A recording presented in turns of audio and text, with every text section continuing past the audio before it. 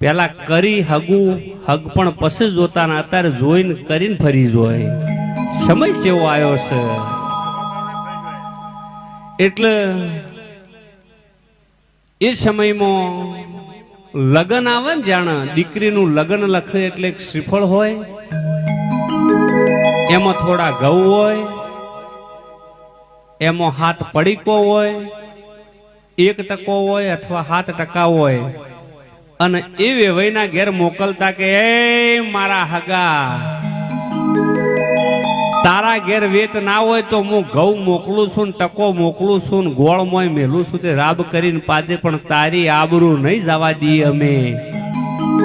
એટલે અમે તારા ઘેર આવો ને મારા માણસો એટલે જમાડજે. વેવાઈ એવો હોય થોડા ઘઉં અંભોરીને પાછા મોકલે, અમે તમારા ઘેર જોન લઈને આવવાના છે. એટલે મારા હગા, એ મારા વેવાઈ, તારું ને મારું 100 વર્ષનું હગ પણ છે. ગોળ ટોપરું ખાઈને આપણે વેવાઈ બન્યા છે, એટલે કોઈ દાડો તારી આબરૂ હું નહીં જવા દઉં. પછી લગ્ન લસી અને પૂંખણીઓ હોય, એટલે વરની માં હોય તો દીકરો હોય તો એ વરની માં, દીકરી હોય તો એની માં, એને પૂંખ.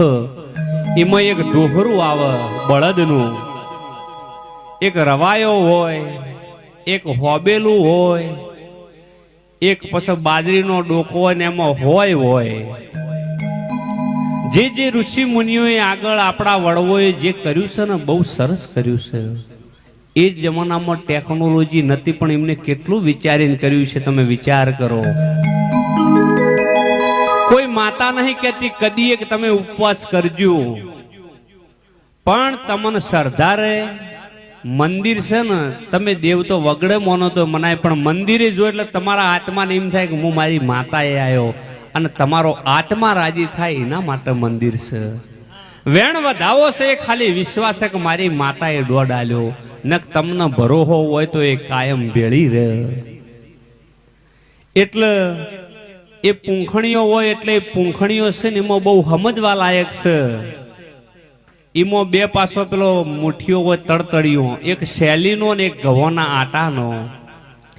એટલે દીકરીને એની માં, એના પિયોર પક્ષ વાળો એવું કીધું કે બેટા, તને પરણાઈને તારા હાહરે મોકલવાની છે, એટલે મારી દીકરી તારી હાહુ ખરાબ હશે ને તો જેમ હોયની અણી મારે ને એમ તને હેરાન કરશે, પણ તું અસલ મા બાપની ખોનદોન દીકરી હોય પાછી મત આવજે અને અમારી આબરૂ મત ગાડજે. એના માટે હોયનું પૂંખણિયું હોય છે. પછી રવાયો એટલા માટે હોય છે કે જેમ શાહને આપણે ગોળીમાં વલોવીનો છે ને, એમ તને હેરાન કરી નોખશે, આમ રમણ ભમણ તને એટલો વખો પડાવશે, તારો હાહરિયો કજાડ હશે તો. પણ મારા દીકરા તું સમજીને રહે, અને જેમ જીની કિંમત થાય એમ તારી કિંમત થાહ, પણ તું હમી રહેજે.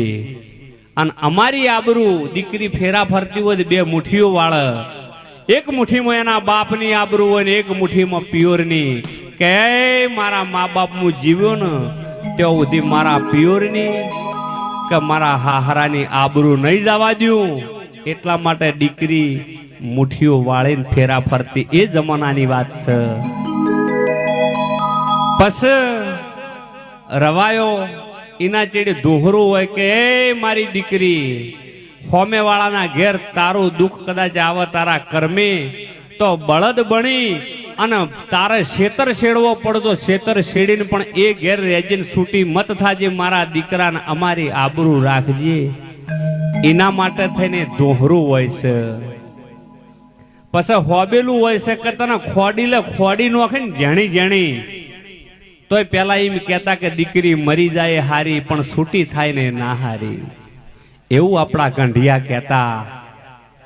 એટલે તને ખોડી નાખશી મારા દીકરા, પણ તું અસલ ખોનદોનની દીકરી હોય તો છૂટી મત થાજે.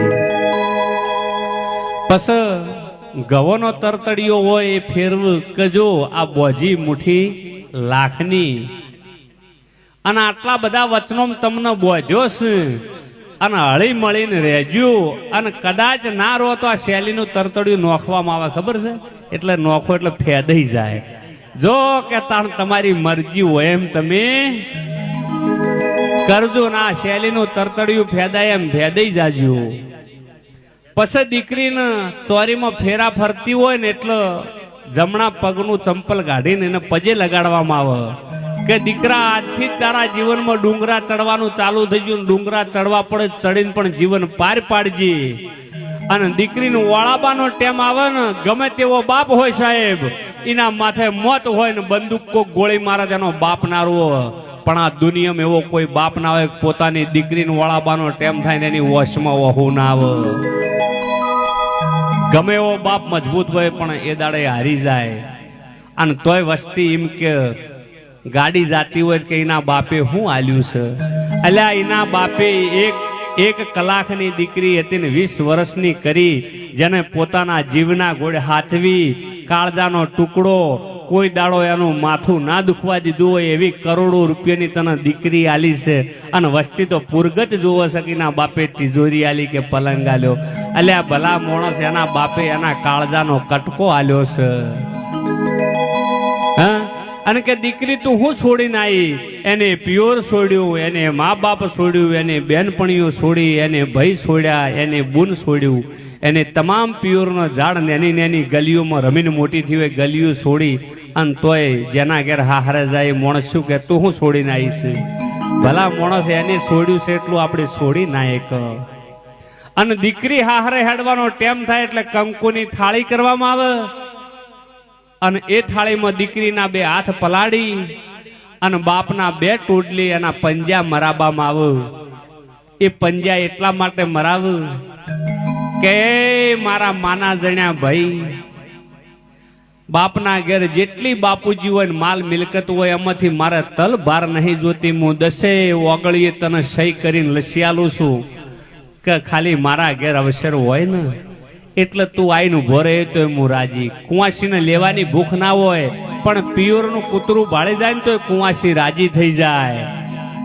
અને દુનિયાની વસ્તી એના કદાચ આમંત્રણે એના માન સ્વીકારીને આવી હોય, એના ઘેર અવસરમાં દુનિયાની વસ્તી કરોડપતિ માણસ આવ્યો હોય પણ પિયોરનું નેનું છોકરું ના ભાળે ને તાર કુંવાસી વાટ જોવો કે મારો ભાઈ નહીં આવ્યો, એ મારું પિયોર નહીં આવ્યું.